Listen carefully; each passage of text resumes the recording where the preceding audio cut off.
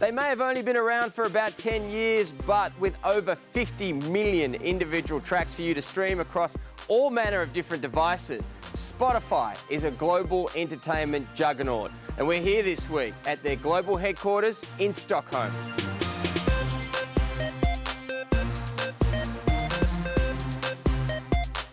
As I was shown around, it was abundantly clear that this is a fun place to work and play.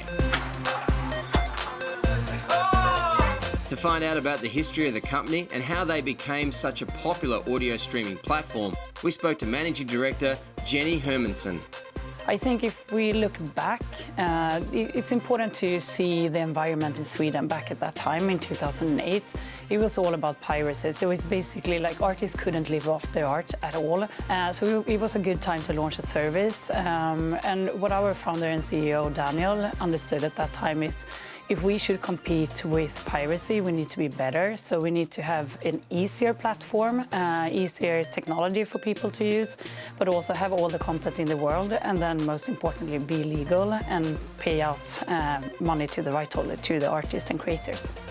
And with a service used by over 230 million monthly active listeners, with 108 million of those paying a subscription, that's a fair chunk of coin. So, where to from here?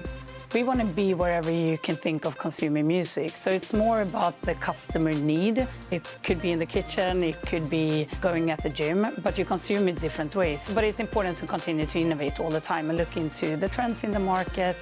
We are working with several different partners across various industries. So that could be speakers at home, that could be headphones, that could be cars. So we want to serve the customers wherever they can think of listening to music.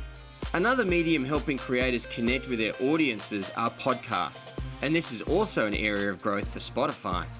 I think looking into music and podcast and audio in general, I think the lines are really blurred out in between different mediums.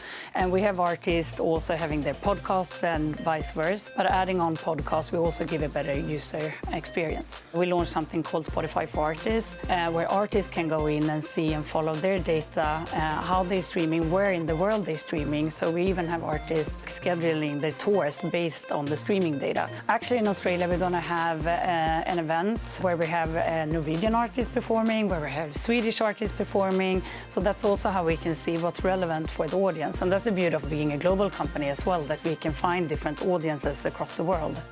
Well, they're the #1 music streaming service in the world for a reason. That is the behind-the-scenes look at the global headquarters of Spotify. They have a lot more entertainment for their subscribers still to come.